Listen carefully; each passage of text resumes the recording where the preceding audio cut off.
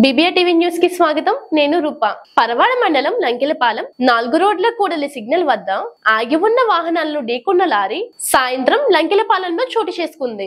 ఈ ప్రమాదంపై స్థానికులు చెప్తున్న వివరాల ప్రకారం బొగ్గులోడుతో విశాఖ నుండి అనకాపల్లి వైపు వెళ్తున్న లారీ బ్రేకులు పనిచేయకపోవడంతో సిగ్నల్ వద్ద ఉన్న వాహనాలను బలంగా ఢీకొనడంతో 2 కార్లు, 1 ట్రాక్టర్, 2 ఆటోలు, 1 ద్విచక్ర వాహనం ధ్వంసమయ్యాయని అన్నారు. ఈ ప్రమాదంలో 9 మందికి తీవ్రంగా గాయాలయ్యాయని స్థానికులు తెలిపారు. ప్రమాదం జరిగిన వివరాలు తెలిసిన వెంటనే స్థానిక పోలీసులు అక్కడ చేరుకొని ప్రమాదంలో గాయపడిన క్షతగాత్రులను హాస్పిటల్ కు తరలించడం జరిగిందని, ప్రమాద ప్రదేశం నుండి వాహనాలను తొలగించి ట్రాఫిక్ అంతరాయం లేకుండా పోలీసులు చర్యలు చేపట్టారని తెలిపారు. పోలీసులు కేసు నమోదు చేసుకొని దర్యాప్తు కొనసాగిస్తున్నారు.